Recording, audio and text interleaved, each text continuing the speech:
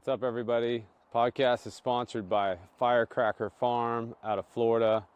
Alex and his family are growing hot peppers and infusing them into sea salt. As you guys know, I've been using this product for over a year and a half plus. Comes in these awesome push grinders. This one is Apocalypto from Eddie Gallagher. Shout out to Eddie for introducing me to the product. And now they're a sponsor. I have my own code. It's Food Origins Pod C for 10% off at firecracker.farm. 10% of the proceeds go to Operation 300 and Pipe Hitter Foundation. And make sure you stay with them. I've got recipes on the blog. And also I got a new project with them. Can't announce it yet, but stay tuned. Sign up for the newsletter. Get up on their Instagram. Follow me on YouTube. Make sure you find out what's going on. So appreciate you guys. Thanks for listening. Appreciate your support. Take care. Good. Sweet. All right, well, we are going to get rolling here. Welcome to another episode of the Food Origins Podcast. Awesome to have my friend Russell Savage of Picos BBQ on the podcast. Thanks for being here, man. Appreciate it. Thanks so much for having me. I appreciate it. It's been a while since we've chatted and seen each other in person, but it was pretty cool to kind of run into you. You kind of put a shout out a while back, and you were doing pop-ups, barbecue pop-ups, and it was a lot of fun to help you out, and then just to see you grow from there. And we'll get into that in a little bit. But before we get into what you've been up to now, give us your background. Tell us where you're from, your ethnic background, and then I love to start it off with, what is your first taste memory from childhood? So I'm from Palo Alto, born and raised. Out of high school, I went to culinary school, worked in restaurants for a while throughout high school, throughout college, after college, got pretty burnt out of it. Decided to move to Texas. I got, burnt out of cooking, wanted to stay within the realm of food though. So decided to move to Texas. Even though I knew nothing about barbecue, I felt like this is a cool opportunity to work in a realm of the culinary world that I had no experience in. And the rest is kind of history. Worked in different barbecue restaurants and then moved back here to start Picos. Boom. You skipped over a lot, but we'll get into it. So what'd you eat as a kid? Oh, I'm sorry. That's okay. Well, my earliest food memory was I had a friend when I was 5 years old, and his mom had the most amazing garden. And when I would go to his house, all I would cared about was the garden. I would run to the side yard and touch things. I was very kinesthetic. I would touch things. I would smell things. I would taste things. I would ask his mom, what do you do with that? What do you do with that? What do you do with that? And I would say that was my earliest food memory. But my parents exposed me to a lot of different foods growing up, from Indian food, Thai food, Japanese food, all that sort of stuff that I still very much love. So I feel like they really diversified my palate, which I really appreciated looking back at it. Do you have a favorite back then? I mean, we kind of grew up close, vicinity, because I was in San Francisco, but so we're fortunate to have that huge diversity almost immediately. Did you have some favorites? Indian and Mexican, which are probably still my favorite. Okay. I eat both of those weekly. And then what about home cooked meals? Home cooked meals? Gosh, I don't even know what those are anymore. I would say one of the favorite foods that I would eat growing up, my mom made these pan fried chicken cutlets. Ooh, no Italian heritage, but they were delicious. She would saute them in butter, and then the butter would end up going to brown butter. And then it just got a really nutty flavor and Italian breadcrumbs. Very tasty. And then I would just smother it all in hot sauce. That was one of my favorite things I ate growing up. What's that served with? Pasta? Oh, it would be with anything. Rice and broccoli or pasta or mashed potatoes. Basically a rotating selection of rotating sides. Yeah. The sides were never the highlight. It was just the chicken cutlets. That's great. And the pie. She would bake a good pie. Still does. That's awesome. So, was that kind of part of your inspiration to get into cooking? When did you think, what was kind of that moment where you decided, I think I'm going to go to culinary school, or something that happened to you, before that you were like, oh, I think I will be cooking for a living at some point? Yeah. Well, I wanted to be in the NFL, but I didn't quite have the athletic ability because sports honestly are my number one passion. Okay. It's hard to make a living um, off of that, obviously. But I've always been gravitated towards food, both eating it, preparing it, sharing it. Being spoiled in the Bay Area really influenced that with all the different options, as you know. Um, so yeah, I've just always been drawn towards food and its ability to bring people together, and the creative aspect of it has always kind of led me towards this path in food that I'm currently in. And then culinary school, where did you go? I went to Johnson and Wales in Denver. That campus no longer exists since COVID. Okay. But it's one of the bigger culinary schools. There's like the CIA and which is Culinary Institute of America, and then Johnson and Wales, and those are kind of like the uh, Alabama Auburn of culinary schools for Yeah. everyone that follows football rivalries and stuff like that. Okay. Um, so it was a way for me to like get a traditional college experience, but it was still a culinary school, which was kind of the best of both worlds for me. Was it a 2 year? Was it like a 2 year program or Yeah, it 4 was year? so the associates was 2 years, and ironically, I have a bachelor's degree in nutrition, which is pretty funny because I can't say I'm serving health food right now, even though it requires a lot of elbow grease. High in protein though. Very high in protein, very high in fat, very high in Yeah. sodium. Yeah. Um, Good for your soul, though. No Hmm. one's going to deny that. Yep. Uh, and before you kind of got into culinary school, that was what I was going to ask you. What was your first experience into like cooking something? Yeah, it like the professional level or No, recreational. just in general. Like, what was your Oh, first experience that like yeah, you cooked some eggs or you cooked yeah, breakfast or you cooked camping or sure. whatever it was. We had some friends that had a small little catering business out of their house, Mm. and they provided Indian meals to Stanford students actually. And I would like help prep and cut onions and stuff, even though like I had no idea what I was doing. This was probably when I was like 11 or 12, and I would like measure out spices and I didn't get that many responsibilities, obviously, but it was really cool to see the dishes kind of come together, especially with something like Indian food where the flavors are like, where the spices are kind of added over time and the flavors are layered and whatnot. It's super hard to make good Indian food, at least in my opinion. Um, but that was really cool. And then in high school, I had my first restaurant job was at a place called Marche, who I think you interviewed Guillaume. I have, yeah, Yeah. that's right. So That's right. You did work for Guillaume. Guillaume That's was the connection also we have. Yeah, Yeah. Guillaume was the first chef I quote unquote worked for because I actually wasn't getting paid. I just wanted to work for free and kind of absorb everything I could. Mhm. And that was during high school. I don't honestly remember if that was junior or senior year, one of the years. But I was there for like 7 or 8 months and just getting my hands dirty. I kind of started at the very, very bottom and finished like at the not very, very bottom, but still at the bottom, so to speak. But I learned Yeah. a lot and very high level of standards there and meticulous details and cleanliness. And I feel like honestly, that experience kind of gave me momentum for my future culinary endeavors. Kind of set an example, right? Totally. Yeah. And that's how actually I found out about Johnson and Wales because Guillaume went there and I'm like, I want to go to culinary school, but like, where should I go? And he's like, Mhm. you should go to Johnson and Wales. I don't know if he actually said that, something along those lines. Right. And I Yeah. looked into it and seemed like the right fit for me. And I'm so glad I did it. So glad. Yeah. Shout Hmm. out to Guillaume. Guillaume owns Zola and Barzola. And then he's working on a few other projects too. The Old Pro. He's taking over the Old Pro as Yep. well. I'm going to So refine the menu. yep. So that should be exciting. After culinary school, did you start working in restaurants after that or during? Because I worked. Yeah. During and after. I Yeah. worked at one of my cousin's restaurants in Chicago. I worked at different restaurants in Denver where I was going to school. I worked as a personal chef too, so I was kind of like, I would say, I don't want to say dabbling. I was mostly working in restaurants, but as I was kind of getting that burnout feeling, that's when I started like dabbling and like personal chefing and stuff.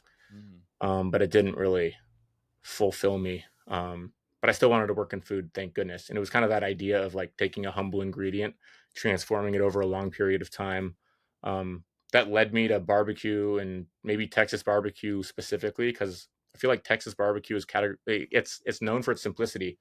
Um, Quote unquote salt and pepper, Right. and then smoke. I mean, really, there's not a whole lot to it. It's more about the techniques and fire management and stuff, as opposed to like the different spices and stuff you're putting on it, um, which I learned, later on after moving to Texas. But taking in a humble ingredient, transforming it, is kind of what appealed to me, because I loved making like baking bread and making different like ramen broths and like pho broths and stuff like that, where everything on its own is kind of, it's great, but when you combine it, it totally, you know, Yeah. elevates Yeah, the just some having of the all those stars. flavors meld together. It's just Hmm. yeah. And Totally. yeah, good pho broth is like Oh, it's amazing. In yeah. Houston, I was totally spoiled living in Houston. Mm. I feel like I can never eat Vietnamese food anywhere else outside of obviously Vietnam. It was Yeah. just the most insane uh, Vietnamese food I've ever had. And shout out to my friend TJ Tran, who's a Houston native, who would literally take me to all these hole in the wall restaurants. So I really was getting spoiled That's to awesome. the 10th degree. So Isn't there someone doing some like barbecue out there? yes, Koi. I'm Koi, assuming right? about Don from Koi. Yeah. He's got a really cool story. I don't know the whole thing, but like he was like smoking meat in the front yard of his townhouse. He had like a big smoker there, and I believe he has now like an offsite area where he smokes, where he hosts pop-ups and stuff. Okay. Um, but I have had his food before, and it's literally amazing. So good. Probably one of my favorite barbecue meals. Yeah, definitely on the list and one to Hmm. talk to, but definitely on the list to try his food for sure. Do you Definitely. have any favorite before we get into your barbecue journey? Do you have any favorite dishes that you made through the restaurants that you worked at? Oh, Marche. Going back to the very first place, Hmm. they had these beignets. Mm. Now, I'd never made the dough, but I would like fry them, and I felt like I was like doing a lot. Yeah. Coat them in uh, some sort of sugar and this like sassafras anglaise, which is like sassafras, I believe, is the root that is what root beer is made from, or the bark, Hmm. whatever it is. That was really cool, because I was like, I got to plate it, and obviously they were delicious. Any like fried pastry is going to be good. Yeah. Um, Another one that stood out also at Marche was this chestnut gnocchi with these little scallops that I still somehow remember. I think it was just a special. Like baby scallops and stuff. Yeah, I believe so. Yeah. Okay. Um, That sounds good. that was, I've never had chestnut gnocchi anywhere else. I think they use chestnut flour. Yeah, I've never Um, heard of that at and all. then, yeah, I'm sure there's a million other things, but those Hmm. two really stood out to me. Those stand out. Yeah. And then, of course, brisket in every barbecue restaurant I worked at. Of course. Yeah. And let's get into that. I mean, so you kind of were working in restaurants Hmm. and then what point were you like, man, this is, I've had my own burnout moment, Hmm. but at what point did you were like, I think I'm done working in a restaurant. Hmm. I love barbecue. I think that's something I want to get into. And, obviously you look to Texas and take off there. What was that kind of moment that So, caused you to do that? I would be working, 5 to 6 days at a restaurant a week, maybe like, 50-ish hours. Looking back at it, I'm like, wow, I had it easy. Um, but anyway, I'd be there a lot. And then I caught myself being there on off days, hanging out with the staff, drinking. I caught myself always being there, and I loved it at first. It's like, this is like an addiction. And then I realized like my entire life was consumed by being in a restaurant, whether I was working there or being there on a day off. And I'm like, wait, like this isn't a healthy lifestyle, and the monotony of that whole lifestyle really got to me. And thank goodness I still loved food after that moment. But I really had to start from ground zero in something that I didn't know about, like I talked about. So those events kind of led to the move. And then obviously you chose Texas, which Yeah, is an obvious choice. And then, what was that like getting there and, new, kind of a new area for you and totally. figuring things out? I Like, had visited Texas for the first time 2 weeks before I moved there. okay, wow. And honestly fell in love with it. I miss it. I miss Texas so much. I'm not gonna lie. Hmm. But moved there, had no idea. I had no plan. I probably should have done some research, but I heard from this guy named Max who goes by Texicana Barbecue. He's now just a barbecue consultant, but he has a crazy pedigree. And I was watching some like Aaron Franklin video, and Max was like alongside him, or Max had some sort of role in that and left his social media there. And I just reached out on a whim, like, hey, like, I know I can't contact Aaron Franklin directly, unfortunately, but hey, I can contact this guy potentially. Like, he left his Instagram, and I just shoot him a DM, and he ended up getting back to me a few days ago and was like, hey, there's a place called Terry Black's that's opening in Dallas. I'm like, sweet. I looked it up. It looked awesome. And Max ended up just putting in a good word for me. And so I went down to Terry Black's and interviewed, and then got shipped off to Austin to train for 2 months before the Dallas location opened. And that experience was not only unforgettable, but also advantageous in my barbecue journey. Yeah, for sure. I mean, Terry Black's one of the big ones out there. Mm-hmm. I mean, how many restaurants they got now? I don't know. It's up 6 there.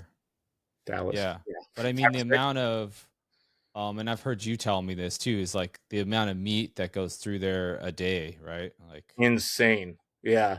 I think they're now in Austin on certain, I could be wrong. Correct me if I'm wrong, anyone. But I think they're going through around 350 briskets a day. holy I'm in moly. Austin, Yeah. which is just unfathomable.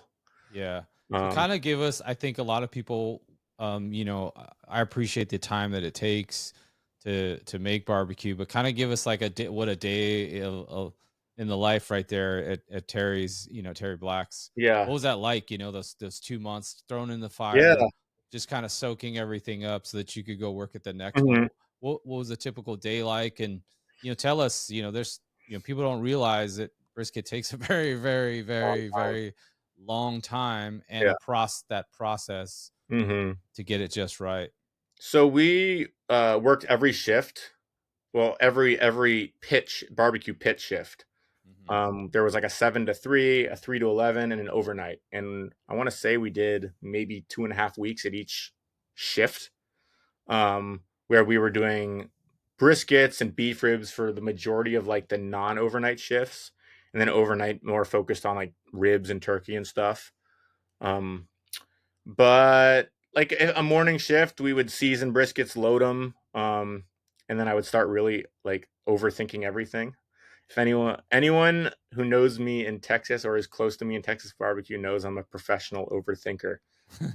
I've gotten better at it, but I'm still constantly, thinking about how to improve things. But like, I remember vividly, I put a piece of wood in the fire, and after watching all these Aaron Franklin videos that preach clean fires, I am like, all right, I can't close this door until that log is lit.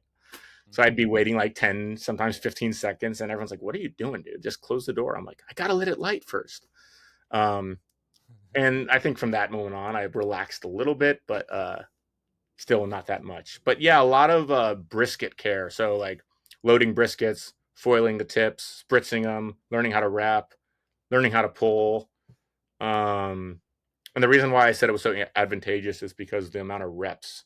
Like, I was able to touch so many briskets, and I was able to screw up under another person's dime, which sounds bad to say, but that's just kind of the reality. I remember I screwed up.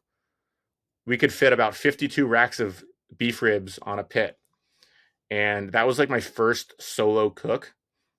I don't remember if that was overnight or during the day, but I ended up screwing up about 35 or 36, and they were completely overcooked. Uh, Oh. and I'm pretty sure they all went into chopped beef. So I tell people I'm responsible for some of the best chopped beef in the state of Texas. Oh my Um, God. but yeah, and I'm like, I don't know what I'm doing. It was a combination of over thinking, but also it's like I was just waiting for every part to feel perfect. So trying to save that like 1% when the 99% feels good, Yeah. which lesson learned, not to do that. But it was a huge learning moment just working there and getting all those reps. And yeah, just a lot of, and giving pit tours was kind of a unique part of the job, kind of explaining the smokers and explaining the processes, and then everyone kind of had their own little pitch. because a lot of travelers are coming through there, and I like to do the same with Picos, even though it's only one 500-gallon at the moment. Hey, it's putting out some awesome stuff. So Appreciate it. yeah, we're gonna get into that too. But and you were there. So did you spend your whole time at Terry Black's? No, You I were was there for at about 5 years, right? a little under 5 years. Yeah, I spent time at Terry Black's, Hurtado, Tejas Chocolate, in another place, but Okay.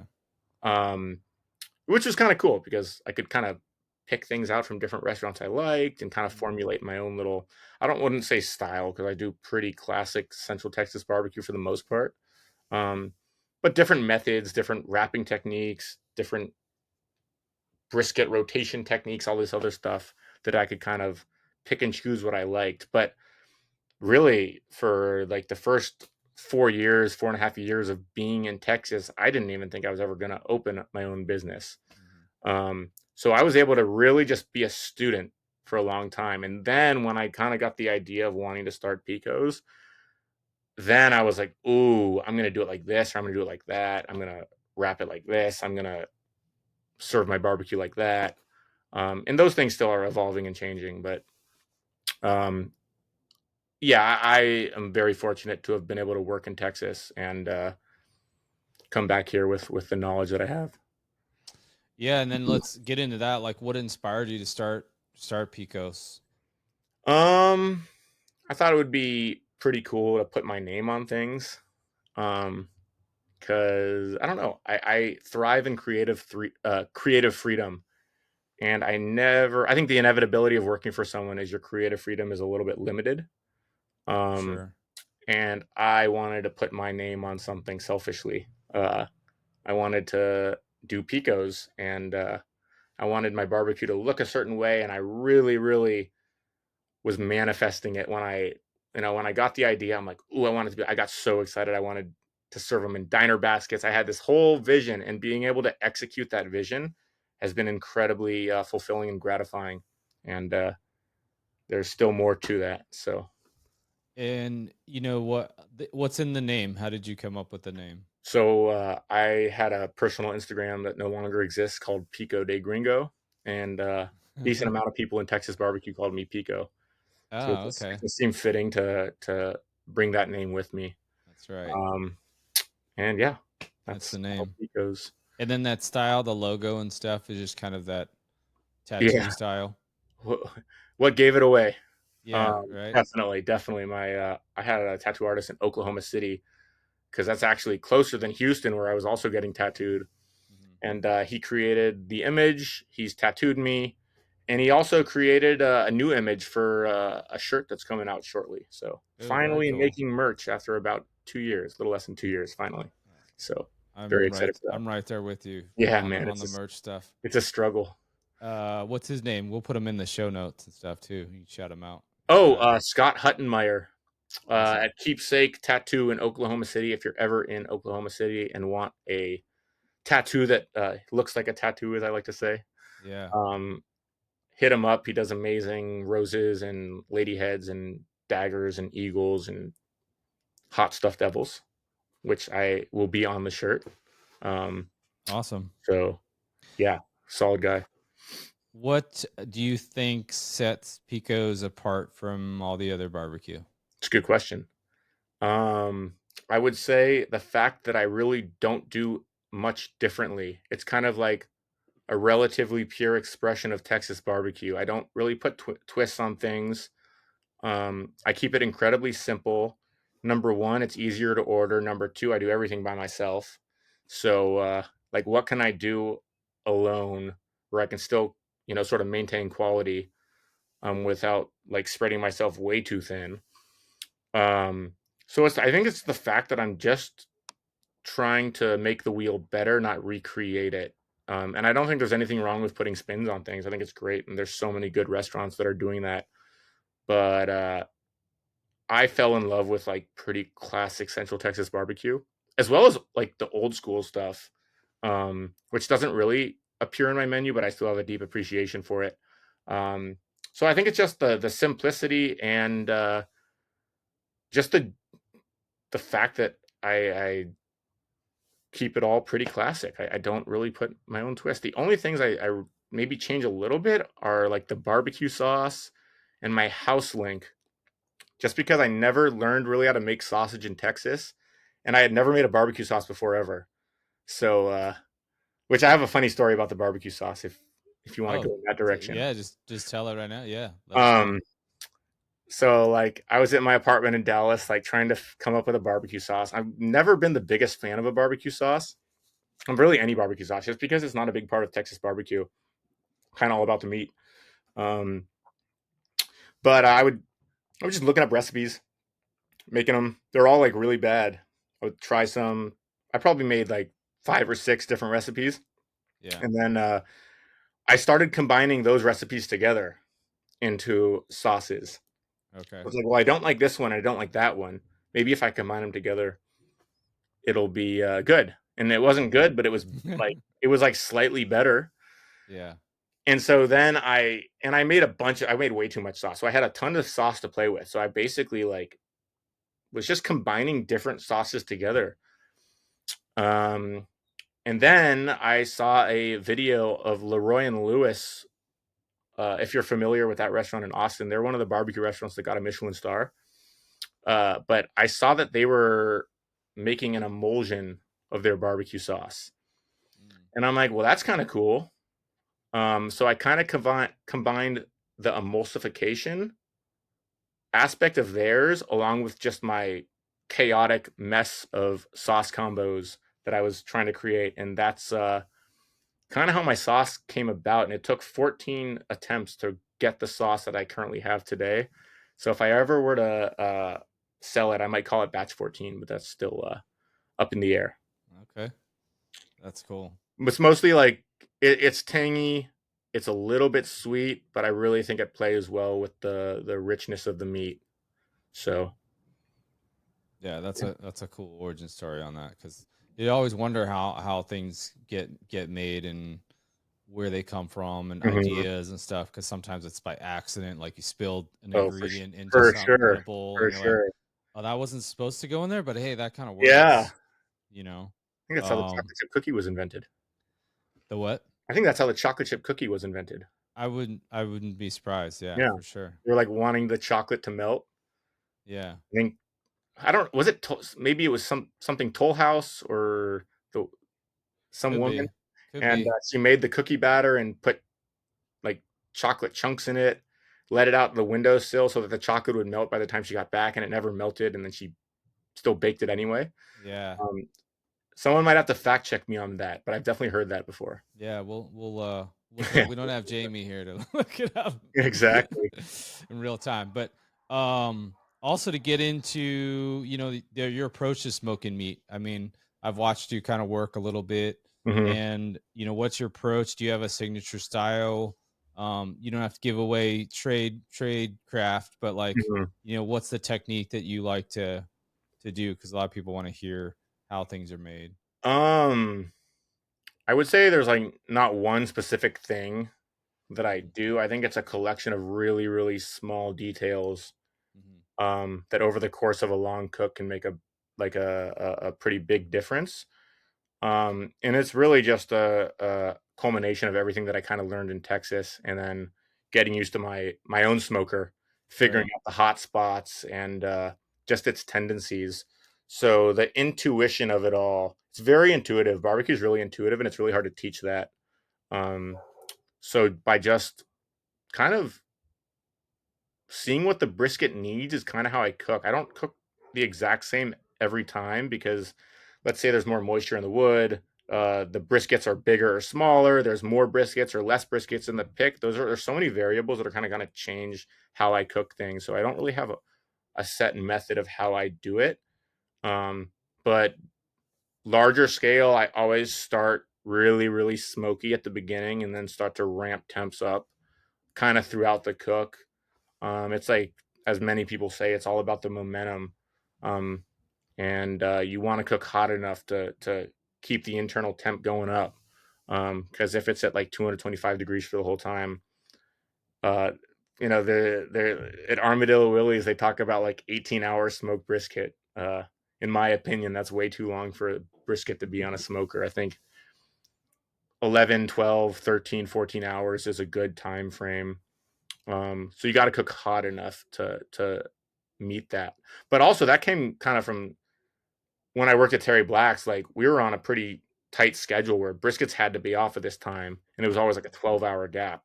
So we Okay. kind of had to learn to work within those parameters, and it Yeah. turns out that makes a pretty good brisket. So Yeah, and I mean, it's a balancing act, right? Like with yeah, for sure. fire Hmm. and we'll talk about your new smoker too. You went from Hmm. a smaller one to now a nice bigger Yeah, one, thank which is goodness. nice. And well, I mean, for good reason. You were running out of space. Yeah, I sure was. That was Um, getting stressful. I think that's the balance, right? Like temperature, wood. What kind of wood do you like to use? I use almond wood, Okay. which is one of the untraditional parts of my operation, because I'd be using, like, if I wanted to really be like Texas, I would be using like white oak. Post oak is like a species of white oak. Okay. Um, but I'm all for cheaper wood. There's a lot of costs in barbecue, and there's so much turnover in almond orchards. They're always cutting down trees. So it made more economical sense, number one, to use almond wood, but number two, barbecue is a very regional thing. So in another sense, it is kind of authentic that I'm using the local wood that I have here. But there are specific challenges with almond wood, that I do face, just because we can talk real technical here for just a moment. Go ahead. Yeah. What you really want when you're building a fire are the logs to be like really, well, like really close together, so the flames aren't going crazy. But almond wood does not have a lot of really straight splits. A lot of them are curved and jagged and kinked and all that sort of stuff. So it's hard to tightly pack them together. So that can create a raging fire, which is not what you want in barbecue. So that's kind of a struggle of using almond wood, but the flavor is relatively similar to oak. I would say it's like a little more pronounced. It's a little smokier tasting because oak is pretty subtle. Um, but I like almond wood, and I'm gonna stick with it. I think we'll see, but for now, almond wood's gonna be the one. Nice. The smoker. What kind of Mhm. smoker you got? Where'd you get it from? I All that got good a stuff. Red Devil 500-gallon smoker from a gentleman named Brad who owns the company. Mhm. It's an amazing smoker. I highly recommend it.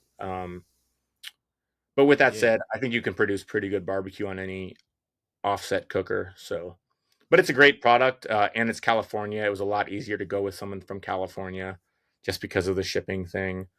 Yeah, And he did Wyatt's at he Breakwater did as well. Wyatt's. He's a couple other guys in the Bay have some of his like direct heat cookers, which is really cool.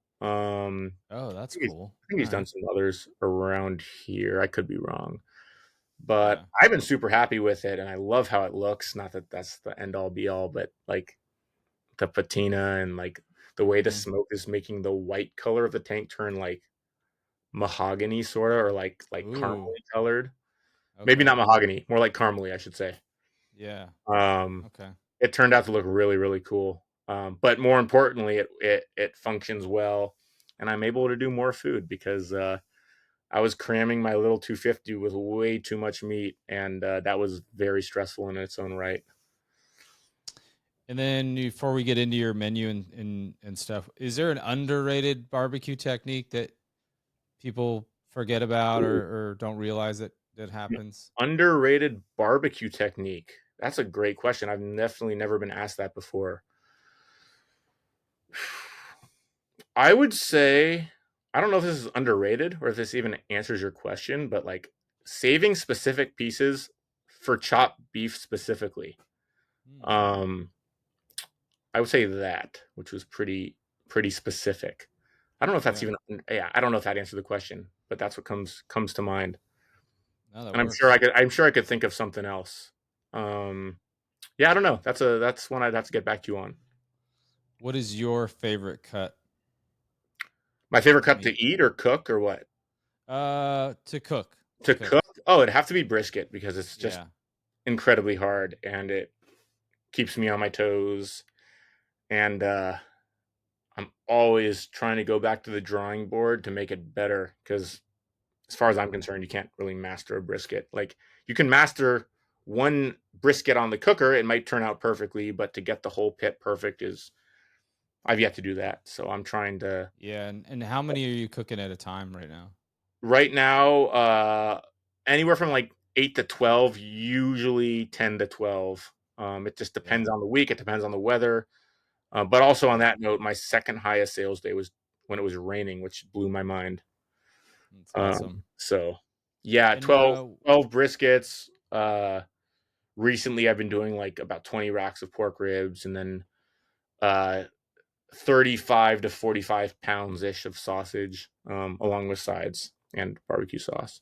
yeah, where's the meat come from? You sourcing it Yeah, I've got close different by? vendors. Oh man, Okay, I've got 3 different vendors, and okay, I order. Sometimes I'll order meat from one of them, sometimes the other one, just depending on the price and depending on what they have. I really got to get sure. something more secure locked in.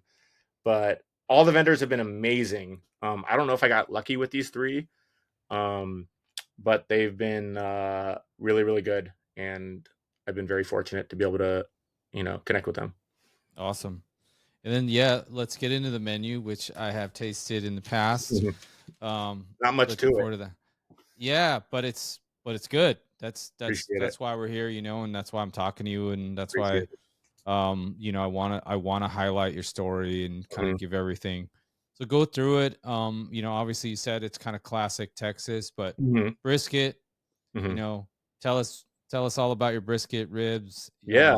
Usually you have two kinds of sausage or Mhm. whatever you've got going, and then your sides. Yeah. Tell So, us of what you course, got. brisket, which is what I call my loss leader. Um, you come for the brisket, you stay for everything else. I think that's just like Yeah. any any Texas barbecue place. Like, of course, you gotta have brisket. Right. And I remember actually one pop up, I decided to do tri-tip. Um, and like the first 3 or 4 people in line were like, "Where's the brisket?" I'm like, "All right, I'm never doing this again." Also, tri-tip was really bad. It was tough. It was gristly, and I Hmm. don't know what I was thinking at that time. But brisket, of course. My pork ribs. I also didn't cook very many pork ribs in Texas. I maybe cooked like 10 or 15 racks total in the years that I was there. Hmm. So I kind of had to teach myself and consult with other people how to actually make good pork ribs. I think pork ribs are relatively tricky to make. They're kind of finicky. Sometimes they feel perfect, but they're actually not done. Sometimes they'll be done, but they feel like they're undercooked, or they're really finicky. So, but they were cheap and they were profitable. So at the very beginning of my Pico's journey, I was doing a ton of ribs because, like, if I screwed them up, like, I wasn't losing a lot of money and I couldn't afford to like screw up a brisket, Yeah. both financially and like I wasn't gonna serve like terrible, terrible brisket. I couldn't deal with that. Um, but the ribs are very straightforward. Mostly salt and pepper. There are a couple other things in there, but it's predominantly salt and pepper, and then unwrapped the whole time, sauced in simple syrups to finish. Um, and then my sausage, I always have a hot link. I always have a house link. Every single week, I tweak them a little. Sausage has been really fun. That's one thing I really had to learn here. Um, that is kind of like baking. You use a lot of percentages and stuff, and there's tons of different little like spice percentage, different percentages you can use, ratios and stuff like that. So that's been fun. I've made like 8 or 9 renditions of my house link so far. The hot link I don't tweak quite as much, but I like What's to have a. the flavor profile of the house link like to describe to Well, people? it's a lot different than how it started. Yeah.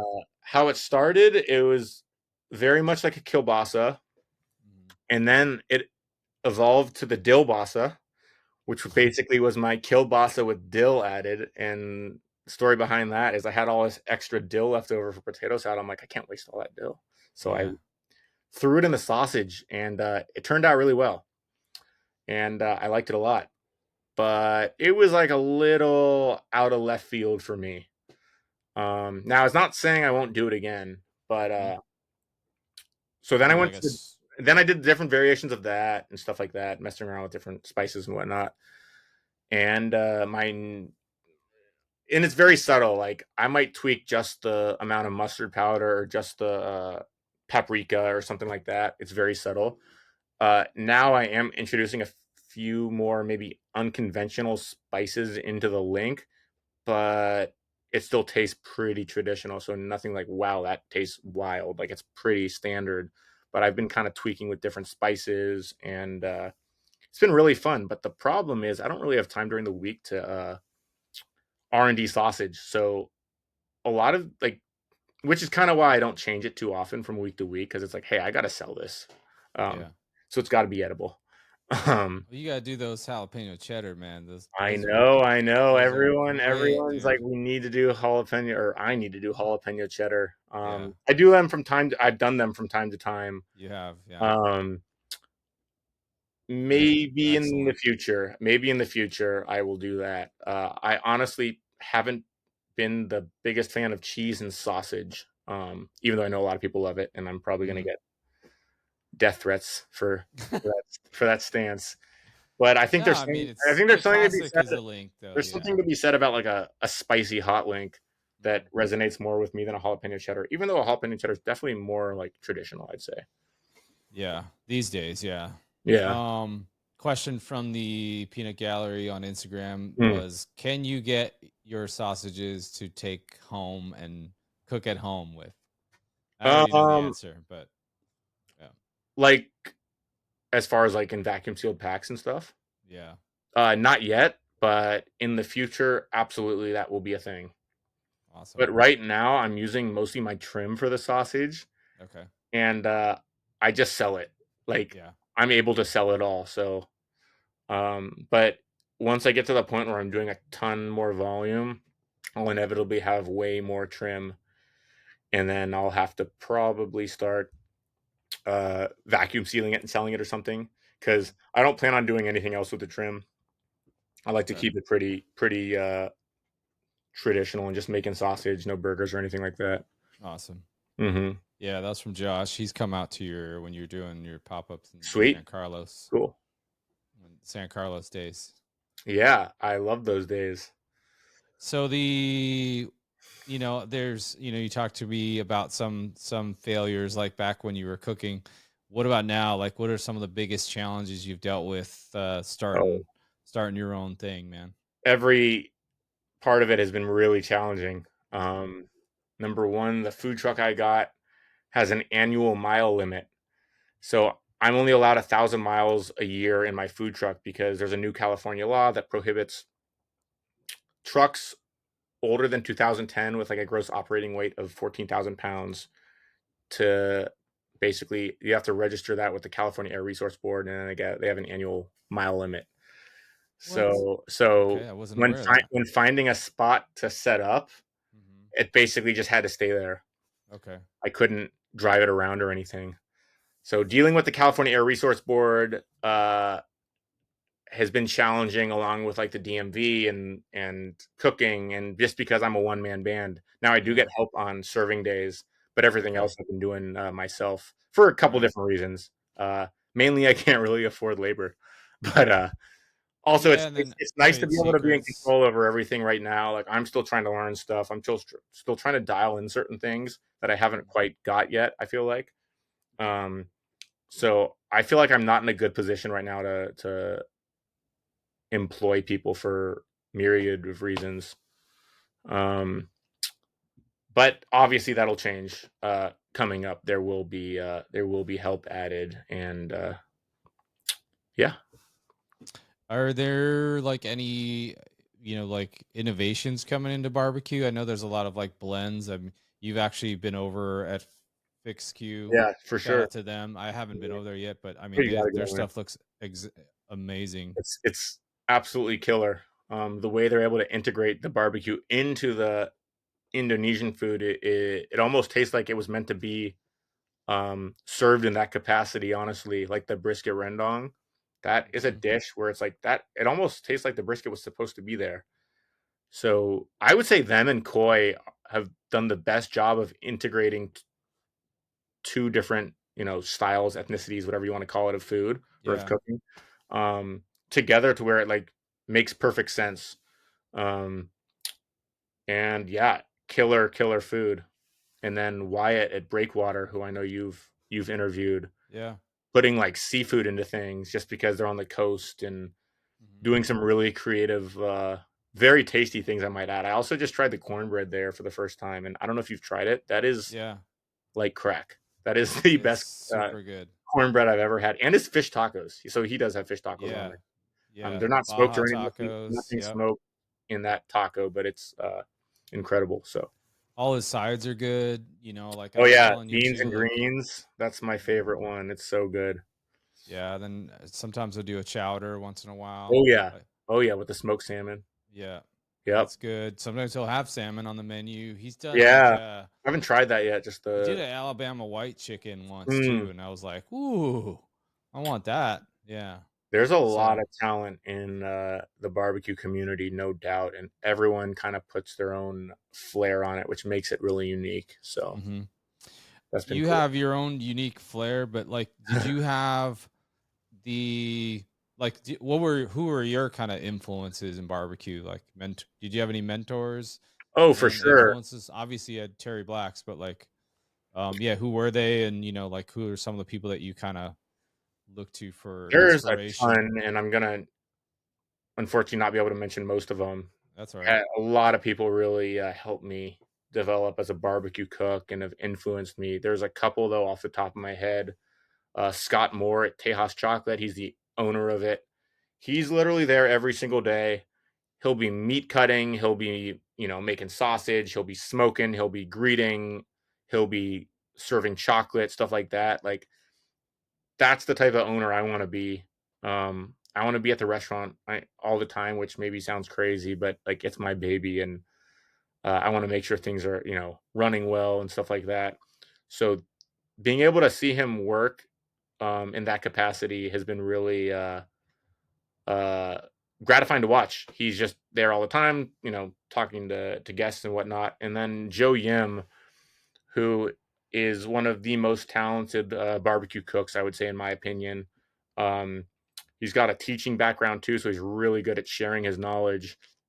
And he kind of preached to me like, don't overthink it, don't overthink it, just cook and use your intuition to dictate like what you do, what next step you do. And at the time he was preaching that to me, I didn't understand it because I was like, Mm. it has to go to 275 at this hour. It has to do this at this hour. But looking back, I now use a bunch of the advice that he gave me. Um, and he has a cool YouTube channel called Knox Ave Barbecue. So if anyone wants a tutorial on how to trim a brisket or anything like that, I would recommend that. Oh, that's I would say cool. those two just off the top of my head, but there are so many others that have played a pivotal role and have helped me kind of pioneer my own path. That's awesome. And where do you see Pico's barbecue going? You know, we've talked about when you were first starting out, which was really cool to see for me to see you, you know, just having a little pop up station with a tent, and now you've got a Yeah, truck. You know, your smoker is what, twice the size now, yeah, right? it's 500 gallon. It was a Yeah. 250. So, So yeah, where do you see Pico's barbecue? well, I would love a brick and mortar. Hmm. Right now, it seems like a million miles away. Right. But definitely, as things grow and improve and all that sort of stuff, I would love to have a place that when you walk in, it's like you're transported into Texas. And Hmm. I kind of compare it to like walking into a Bass Pro Shop. You're like transformed like somewhere else, almost like a resort or Yeah. something. At least You that's the forget feeling. where you are, That's the what city feeling you're I in. have. And to me, that feeling is like I don't even know how to describe how borderline magical it is. Almost like going into Disney World. Um, but whenever a restaurant comes down the road, like I really want the long communal picnic benches. For anyone that will be listening to this, Cooper's Barbecue in Fort Worth, like their interior is one of my favorite barbecue restaurant interiors in Texas. And I feel like I'd be taking a lot of influence from their place with, like I said, long communal benches. You wait in line, you get your sides first, then you get your meat. So very meat market style. Soda fountains. Not something that you really see in Palo Alto, but I think it would be a pretty cool concept here or anywhere, honestly, in the Bay Area. Yeah, for sure. We didn't get into your sides. You've got some really good sides too. I've got pinto beans, potato salad, and creamy cucumbers that I Mm. used to call creamy cukes, but no one knew what that was, so I had to change it to cucumbers. Um, Potato salad's pretty classic. It's like a southern style with hard-boiled eggs, which have been tricky to source. That's another challenge, like just finding eggs on a Mm. daily basis, or I not would a have thought daily, that was going to be an issue, but right? a weekly basis. It's like Yeah. you got to get to Costco Business Center super early. Um, the potato salad is super like southerny. I feel like it tastes like a grandma from Alabama made it. It's Yeah. kind of what I No, was going it's after. good. Yep. Uh, the beans are savory, somewhere between like a charro bean and like a cowboy bean, which is I don't even know if there's a difference between those two. They're kind of a savory bean. I throw some Mhm. sausage in there, sometimes brisket if there's like any scraps left over. And then my creamy cucumbers. The story behind that, I'm not the biggest fan of coleslaw. Plus, coleslaw should be mixed, maybe an hour before it's served. And there aren't enough working hands to be able to do that during service.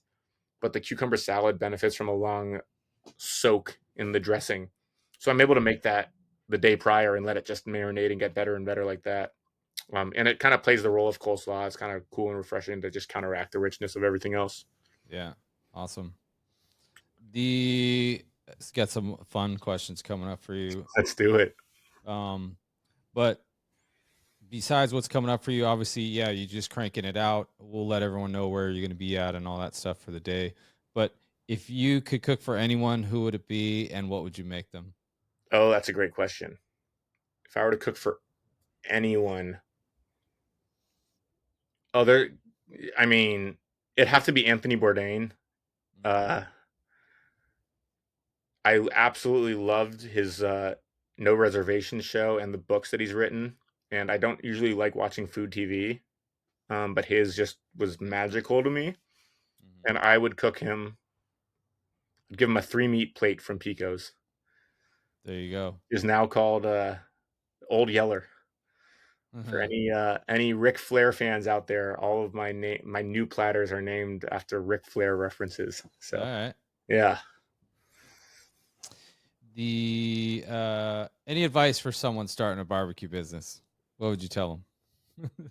Um, it really depends on where they're doing it. Mm. Um, but I would say if you truly believe in yourself and truly believe in your product, go for it. And if there's like a tiny little ounce or something like that of doubt, don't even bother because it is so much work. And also, like, it just depends on what your standards are. Like, I feel like I have unrealistic standards, which makes it even more stressful because I'm always trying to make everything perfect. And granted, nothing ever turns out perfect, but that pressure that I put on myself makes it I don't know, twice as hard, I feel like sometimes.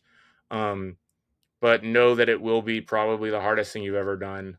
Um, but I would say keep keep the struggles to yourself and don't blast it on social media about how hard it is to start a business. This is truly an honor to be able to have a business, and be able to get better each week, which I've talked about before. It's my favorite thing about owning a business is being able to go back to the drawing board knowing that I can and will be better than following week. So if you take that mindset and carry it with you to a business, I would say go for it. But it's not for the faint of heart. You better be good at working with very, very little sleep and relatively high stress. So go for it, I would say, in that regard. And I mean, you have a ton of variables every week, Oh, so yeah. there's It's probably one a of the many lesson every week, challenges. right? Yeah, I mean, the weather, and I'm not always cooking the same briskets every week. And each brisket feel like if you're going with one brisket versus another type of brisket, like it's going to feel a little different. And like Prop 12 with pork prices in California, pork prices are pretty high here, and that's what you usually profit off of. So a lot of problems, or not problems, a lot of challenges, but everyone faces challenges in different regards.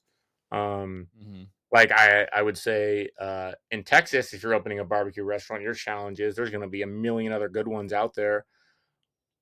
So if you're opening a barbecue restaurant in California, there won't be quite as much competition, obviously, but there's a lot of regulations you have to abide by and a lot more strict rules. So everyone deals with different challenges, just depending on, it's kind of regional. But there will always be challenges, and it's just about overcoming those and seeing the bigger picture. What is your go-to meal? And it doesn't have to be barbecue. My go-to meal every Saturday after service, after I'm done kind of like sort of cleaning the truck, I usually clean it like the day after, whatever. I go to one of my favorite little Indian places called Hyderabadi Biryani in Mountain View. Like I said, I love Indian food, and that's just what I've been doing the last like 12 weeks, is just going there and just stuffing my face with Indian food, because I usually haven't eaten that whole day. So Right. Kind of I like your de-stress time. what's up? Kind of like your de-stress time. Totally. Yeah. I just like zone out and stuff my face and go home and enter a food coma and wake up the next day feeling a little more What do refreshed. you so if someone was going to go there, what do you get there? Oh my gosh. Obviously a biryani. I love what they call mutton. I think it's actually goat. I don't think mutton's actually legal in the US after World War Yes. II. But yeah, the mutton biryani, uh, mutton dum biryani, and then there's also one, I'm forgetting the name, but it basically has Indian pickle in it, which I believe is called achar. I'm sure I'm pronouncing it wrong. Okay. So Like it's a chutney kind of, or not really. It's like a really salty, kind of funky, really strong condiment that you can eat with like different like curry dishes, dals, and stuff like that. okay. But they mix that in. Oh, It's okay. amazing. So I always kind of rotate between Sounds that good. or the other one. Samosas, of course, are amazing. They make great ones. And then they've got I don't even know what it's called. I don't even want to say it. I'm gonna butcher the name so bad. It's a type of like chettinad chicken curry. Okay. And they keep the bone in, and I think the bone, like eating it off the bone, in my opinion, is just so much more flavorful, whether that be like a mind thing or actually, because you gotta work for it a little more. And then with like rice or like paratha or like roti, that's my favorite. Nice. Yeah. I love Indian food, and there's what barbecue is to Texas, I feel like Indian food is to the area of California we're in, which you could probably agree with. For sure. Yeah, that's awesome. Mm-hmm. The some of the fun other questions is best barbecue, and this might be a difficult question, is Yeah. best barbecue outside of your own. Well, I've never thought mine was the best. No. It just depends on what I'm craving. Mm, I really love like Kreutz in Lockhart, Texas, okay. because it's like so different than like craft barbecue. The sausage is like super fatty.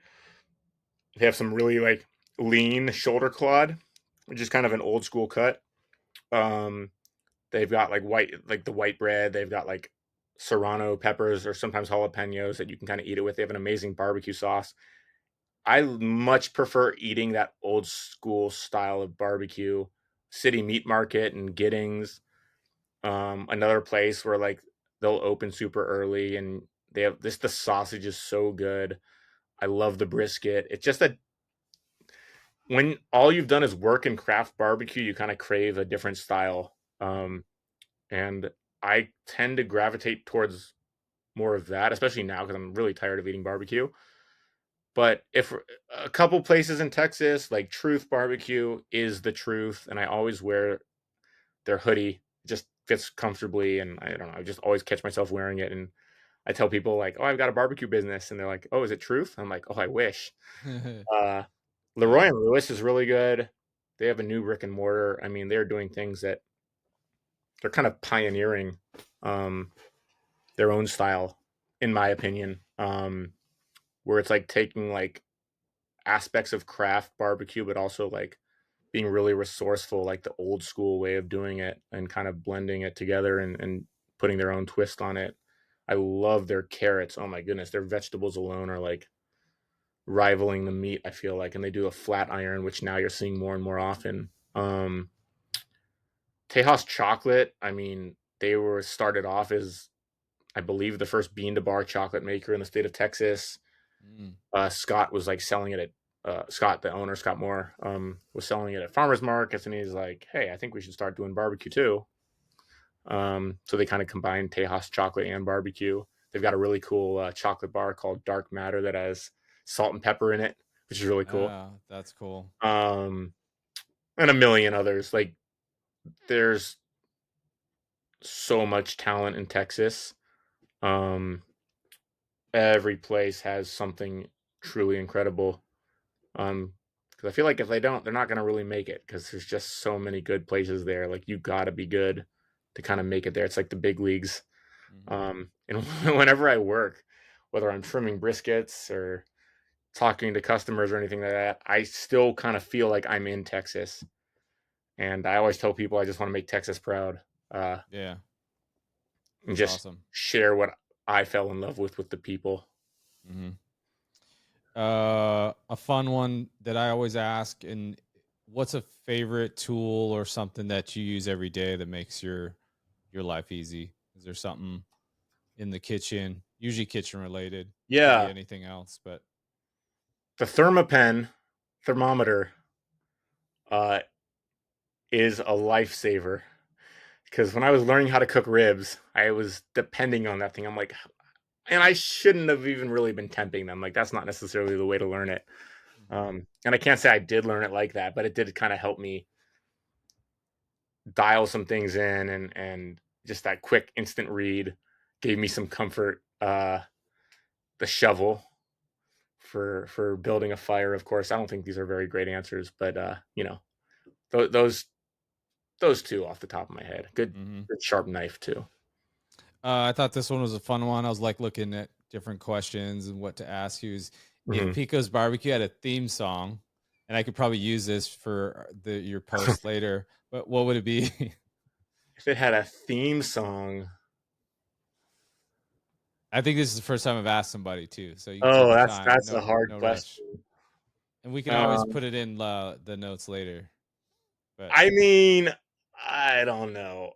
I think the Highwaymen, any of their songs could be a theme song for Picos, because like I feel like I have a very old soul. Like, I love old school things, and like American traditional tattoos, and like simple menus, and dinery vibes, yeah, and stuff like that. yeah. And for anyone that doesn't know, the Highwaymen is a group of 4 country singers: Willie Nelson, Johnny Cash, Chris Christopherson, and Waylon Jennings. And they've got some pretty awesome songs that I actually will occasionally play at the pop-up. There you go.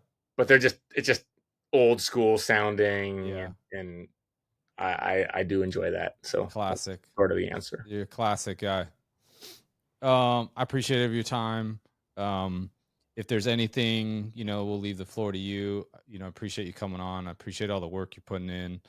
The food's awesome. Barbecue's Thank you. fantastic. Appreciate it. Happy for you. I'm proud of you for sticking with it, because it's not easy to start your own thing, No, especially pretty much solo. it's terrifying to say the least, but Yeah. rewarding too. So the rewarding aspect of it outweighs Yeah, so the I'll let scary aspect. you, if any promotions, whatever you Yeah. advice, whatever you want to give, the floor is yours, man. So I'm located at 162 Constitution Drive in Menlo Park, California. It's behind a warehouse, and there aren't any signs or anything. So you basically turn in, and you'll see a big red truck and a smoker when you turn in there. So you'll know you're in the right spot. Also, I found out that I will only be there for another 2 more months, because the guy that I rent from isn't able to extend his lease. So I am going to be looking for a new spot, and so my last day of service will be in late May, um, which is a little unfortunate, but just leap over the hurdles. Yep. So keep an eye out for where I will be setting up in the future. I will be sure to make a lot of announcements about that, so you'll know where to find me. And also, when it comes to ordering, order as much or as little as you want. You can order a slice of brisket, or you can order a whole brisket. Everything's weighed out, charged by the weight. in the meat market style of Texas barbecue. That's kind of what inspired that. And if you're not sure what to order or how many people to feed, look at those platters. It'll kind of be a guide map to how many people to feed, and it'll kind of alleviate the confusion of what to order. Awesome. And yeah, you kind of doing some family platters too, right? Yeah, yeah, Little and I love platters if they need hearing it. people order them because the names are funny, and it just speeds up the line a little bit. So I released those last week, and safe to say those will be a mainstay on the menu. I might even add a couple more or change the ones currently up a little bit, but so far I've heard good things about them. So rolling with that for Awesome. now. Awesome, Russell. We can find you at Pico's BBQ on Instagram. That's probably like the best way to Mm-hmm. get the live updates on where you're going to be at. Appreciate you, man. Thanks so much for having me and letting me Yeah, tell man. the story. Of course. Have a good one. All right, everybody. Thanks for listening. We're out.